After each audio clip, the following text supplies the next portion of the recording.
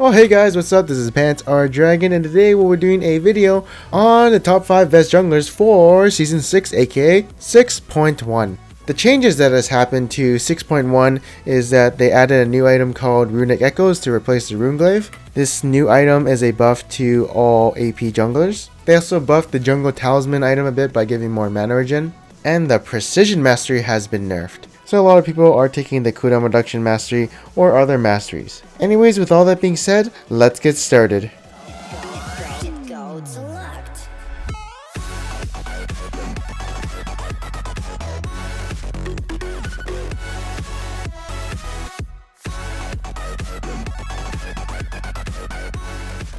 Alright, so first up is going to be Kindred. Kindred, although having been nerfed in patch 5.24, by having the heal from her W toned down a little bit and the ultimate cooldown going up, she is still a good jungler. The reason for this is because her clears are really good with her Q, giving her AoE clears and, being up every 2 seconds with her W, having really good sustain with her W plus the machete and the talisman, and being able to kite the creeps. She's also really good at snowballing because she has her ultimate to give her invulnerability or her team, so it can be quite hard to kill her if you want to stop her from snowballing, along with her passive being a snowbally passive. Myself, preferably, I do like other marksman junglers such as Quinn better than Kindred, just because I like the mobility Quinn does offer, and I actually haven't played Kindred in a while because she's always banned, but I do understand why she's always banned because in the hands of a really good jungler, she can be very powerful.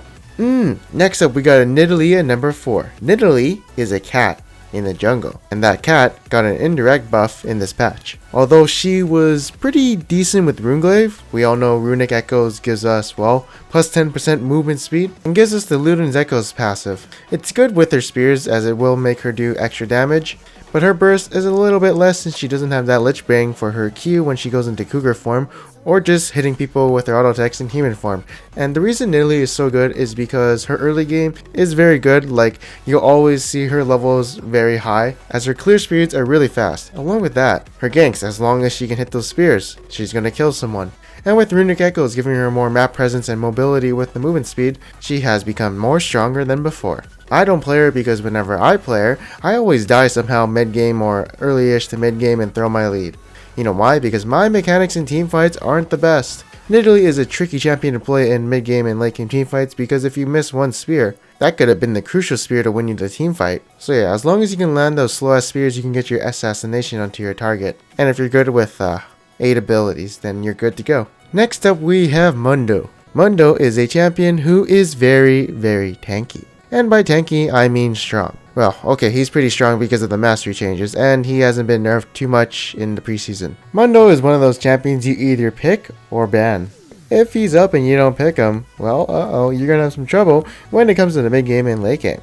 He's gonna be like, Cleaver, smack your face. You're gonna be like, I can't do anything because he has skirmishers and he reduces damage and he's got so much hit point. And then you try and burst him and he runs away and he has a sliver of health remaining. Then he comes back with like 50% health and kills you. And then you're like, should have banned Mundo.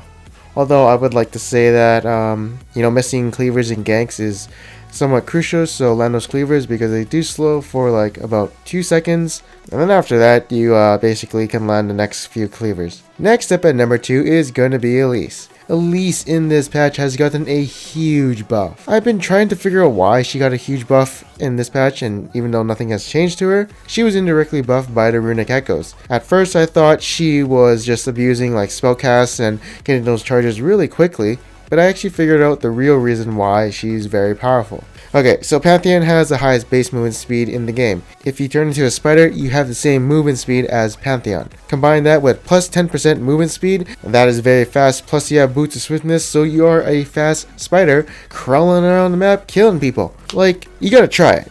Go swiftness, go Runic Echoes, and then go in spider form, and you're like, what the fuck, why am I so fast? Holy shit, I must be OP. And that is basically why Elise is super strong in this patch. Just because of how fast she is around the map with, Runic Echoes plus swiftness plus her spider form. She was, decent before, one of the top 5 best junglers. Now she's, well, pretty strong. And finally, at number 1, we have Graves. I am 100% certain he is the best jungler at the moment. I was always wondering why I found Graves so good in the preseason and why I just couldn't stop playing him in solo queue.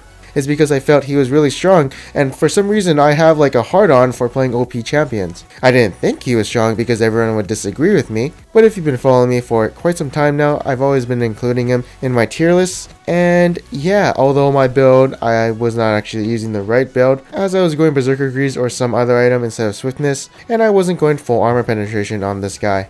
And also with the Last Whisper upgrades being buffed, it kind of helps him too since he can now penetrate tanks, while also doing devastating damage to squishies, and yeah, he's literally the best jungler in the game right now. Like, I can go on forever with him, but basically, ganks. Dash in, smoke screen their ass, they don't know what's happening, throw out your Q, do a bunch of damage, shoot them in the face, dealing a decent amount of damage, and then finally finishing them off with your R, or just, well, basically sniping someone with your R if they're low hit point. Oh yeah, also he's got a really strong mid game and late game. Although super late game, where, you know, where he's getting like 3 shot from 80 carries, yeah, that's a problem because he doesn't have a lot of range, but fuck those people who said Graves Jungle was a troll. He's going to be my Season 5 Rek'Sai. And next up, we're going to be doing some honorable mentions. First up is going to be Sin. Sin. He's really. Okay, you need to have skill to play him. Like, if he ain't good, if he ain't great, don't play him. If you're good, don't play him. If you're great, play him. He's only good if you're like, you know, you can see that you're doing well in the early game. You see that you're pulling off the combos correctly in the mid game and late game, like the insect and stuff. But if you ain't, ooh, avoid him, but he is good in the right hands. Next up is the Cancer Cat. Cancer Cat is good because he uses Machete and he uses Lifesteal off monsters. He also likes Rapid Fire Cannon, he also, you know, likes Ghost Blade, cooldown boots, and, you know, just basically pouncing on people. And yeah, he is really good, especially if you know how to kill people with him. Now, if you're wasting your ultimate and not really getting kills or, you know, suiciding, you should probably avoid this champion because he definitely requires some decision making. And overall, just the limits of what he can do. Next up is going to be Rek'Sai, and personally I can say that I'm not a big fan of her too much anymore because of how many nerfs she's gone through.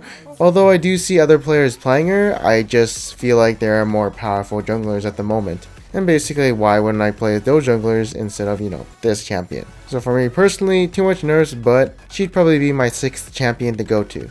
And next up we have the Bird. This is probably the champion I would play if Graves or Elise is picked or banned. Like, even though she got nerfed after she was very OP, she's still pretty good, especially as a jungler. Like, when she hits level 6, her map presence increases by a lot, and her ganks are actually pretty good because of her E, and just having a pretty good amount of sustained and burst damage. The only problem is, it does cost 100 mana, so you'll probably have to steal a lot of buffs from your mid laner. But once you do get a level 11, of course, it does cost 50 mana, and it's basically, you know, you don't need that blue buff anymore. But yeah, personally, myself, I'm a big fan of the marksman jungles, but it's kind of weird also since I'm not the best AD carry, so it's kind of contradictory to my playstyle, but you know, I'm really comfortable on these champions. Anyways, that is it for this tier list. I hope you guys enjoyed it, and in the comments below, let me know who your favorite jungler or, you know, best junglers, or someone who you feel like, you know, should have been mentioned. Maybe I'll look at it once more and see if they're worthy of the honorable mentions, who knows. And make sure to leave a like if you did like this video, and subscribe for future videos like this. And again, I am Panther Dragon, and I'll see you guys next time.